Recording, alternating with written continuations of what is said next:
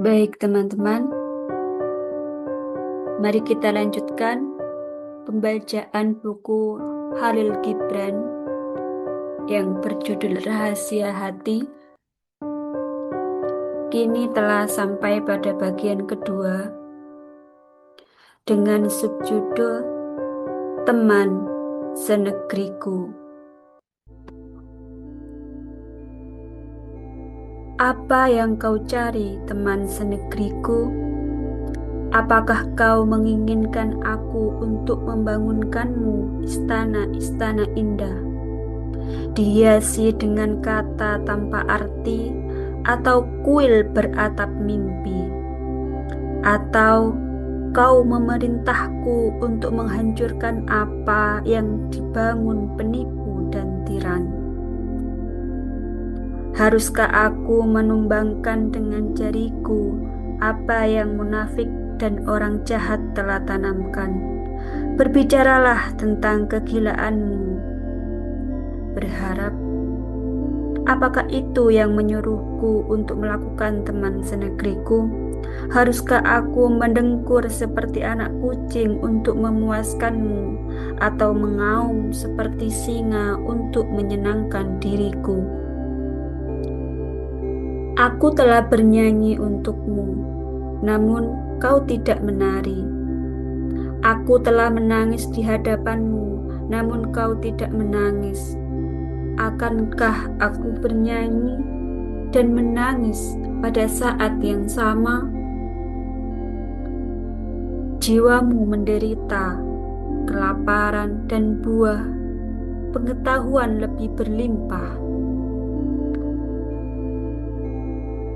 Jiwamu menderita kelaparan dan buah pengetahuan lebih berlimpah daripada batu-batu lembah.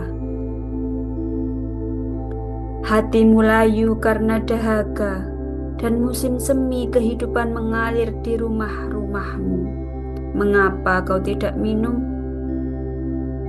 Laut memiliki pasang dan surut, bulan memiliki purnama dan sabit, dan masa memiliki musim dingin dan musim panas, dan semua benda seperti bayangan Tuhan yang belum dilahirkan bergerak antara bumi dan matahari. Namun kebenaran tidak dapat diubah, atau akankah berlalu? Mengapa lalu kau berusaha untuk menodai mimik mukanya? Aku telah memanggilmu dalam keheningan malam untuk menunjukkan kebesaran bulan dan martabat bintang. Namun kau bangun dari tidurmu dan meremas pedangmu dengan ketakutan, menangis. Di mana musuh? Kita harus membunuh ia dulu. Saat pagi hari, ketika musuh datang, aku memanggilmu lagi. Namun kini kau tidak bangun. Kini kau tidak bangun dari tidurmu karena kau terkunci dalam ketakutan, bergulat dengan prosesi pemandangan mimpimu. Dan aku berkata padamu, mari kita mendaki puncak gunung dan melihat keindahan dunia. Dan kau menjawabku, berkata, dalam lembah ini ayah kami hidup, dan dalam bayangannya mereka mati, dan dalam guanya mereka dikubur. Bagaimana kita meninggalkan tempat ini untuk satu yang mereka ikuti untuk menghormat? Dan aku berkata padamu, mari kita pergi ke padang yang memberimu limpahannya kepada laut. Dan kau berkata dengan takut kepadaku. Dan kau berkata dengan takut padaku, berkata, auman jurang akan menakuti kita, auman jurang akan menakuti jiwa kita, dan teror kedalaman akan mematikan tubuh kita. Aku telah mencintaimu, teman senegriku, namun cintaku untukmu menyedihkan bagiku dan tidak berguna untukmu. Dan hati ini aku membencimu, dan kebencian adalah banjir yang menyapu dahan kering dan rumah yang bergetar.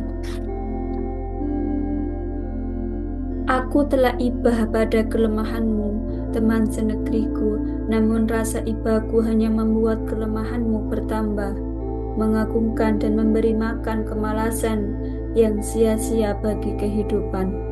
Dan hari ini kulihat kelemahanmu yang dibenci dan ditakuti jiwaku.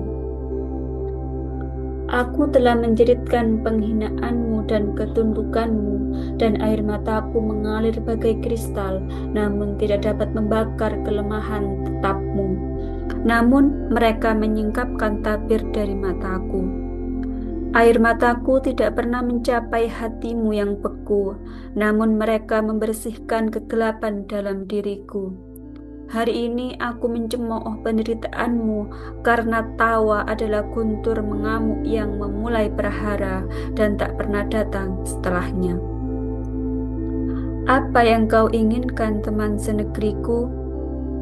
Apa kau ingin aku menunjukkan padamu hantu mimik wajahmu di air yang tenang? Mari sekarang dan lihat betapa buruknya dirimu. Lihat dan renungkan. Lihat dan renungkan. Ketakutan telah mengubah rambut kelabumu seperti abu dan menghilangkan kabut di matamu dan membuatnya seperti lubang gelap dan kepengejutan. Dan kepengejutan telah menyentuh pipimu yang sekarang terlihat seperti lubang gelap di lembah. Dan kematian telah mencium bibirmu dan meninggalkan mereka kuning seperti daun musim gugur. Apa yang kau cari, teman senegriku? Apa yang kamu minta dari kehidupan? Siapa yang tidak lagi memperhitungkanmu di antara anak-anaknya? Jiwamu membeku dalam remasan tangan pendeta dan filosof, dan tubuhmu gemetar antara cakar kesewenangan dan cucuran darah. Dan negerimu gempah di bawah barisan kaki musuh yang menaklukkan. Apa yang kau dapat? Apa yang dapat kau harapkan bahkan saat kau berdiri dengan bangga di depan wajah matahari? Pedangmu berlapis karat dan tombakmu patah, dan perisaimu berjelah. Mengapa? Mengapa lalu kau berdiri di medan perang? Munafik adalah agamamu, dan kesalahan adalah kehidupanmu, dan kehampaan adalah akhirmu. Mengapa lalu kau hidup? Apakah tidak kematian adalah kenyamanan bagi yang sengsara? Kehidupan adalah resolusi yang menemani masa mudamu, dan kerajinan yang mengikuti kematangan, dan kebijaksanaan yang mengejar masa tua. Namun kau, teman senegriku, dilahirkan tua dan lemah.